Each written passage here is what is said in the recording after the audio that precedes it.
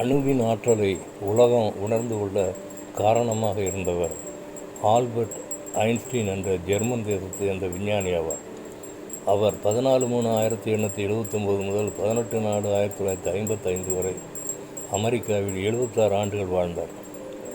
அவர் ஒரு யூத விஞ்ஞானி. அவர் கண்டுபிடிப்புகள் கணக்கில் அடங்காது. அவர் கண்டுபிடித்த மிக முக்கியமான ஒரு சூத்திரமே உலகப்போரின் போக்கையை மாற்றி காரணமாக அமைந்தது. அவரிடம் அடிக்கடி நிருபர்கள் வந்து அநேக கேள்விகளை கேட்பது வழக்கம்.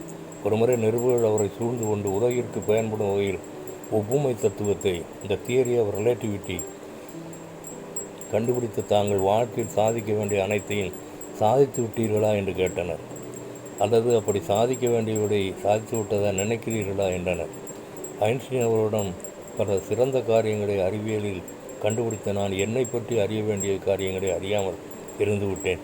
மறுபடியும் நான் உலகத்தில் பிறப்பதற்கு வாய்ப்பு இருந்தால் என்னை பற்றி அறிய வேண்டிய காரியங்களை ஆராய்ந்து கண்டுபிடித்து வெற்றி பெற முயற்சிப்பேன் என்றார். இது எவ்வளவு பெரிய உண்மையை வெளிப்படுத்துகிறது! நம்மை நாமே நிதானித்து அறிந்தால் நியாயம் தீர்க்கப்படும் என்று வேதம் கூறுகிறது. நமது ஆத்மாவையும் நித்திய வாழ்வையும் குறித்து நாம் தெளிவாய் அறிந்திருக்கிறோமா? லூக்கா 6:37 மற்றவருடைய குற்றவாளி என்று தீர்க்காதிருங்கள். Luke 6:37 Do not judge, you will not be judged. One song.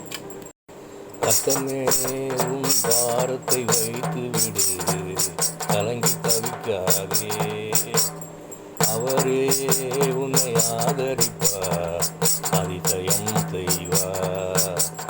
நீதிமான் தள்ளாட விடமாட்டார், நித்தமும் காத்து நடத்திடுவார். நீதிமான் தள்ளாட விடமாட்டார், நித்தமும் காத்து நடத்திடுவார். கர்த்தரின் பாரத்தை வைத்து விடு, கலங்கி தவிக்காதே, அவரே உன்னை ஆதரிப்பார், அதிசயம் செய்வார். நீதிமான் தள்ளாட விடமாட்டார், நித்தமும் காத்து நடத்திடுவார். நீதிமான் தள்ளாட விடமாட்டார், நித்தமும் காத்து நடத்திடுவார். கர்த்தரின் பாரத்தை வைத்து விடு, கலங்கி தவிக்காதே, அவரே உன்னை ஆதரிப்பார், அதிசயம் செய்வார். ஜெபம். எங்களை நேசிக்கிற நல்ல பிதாவே, என்னை உம்முடைய சமூகத்திலே தாழ்த்தி ஒப்புக் கொடுக்கிறேன் ஆண்டவர். என்னை நிதானித்து அறிந்து உம்மை பின்பற்றி வர கிருபை புரிய வேண்டும் என்று யெகோவா மேசியா நாமத்தில் கெஞ்சி மன்றாடுகிறேன் பரிசுத்த பிதாவே. ஆமென்.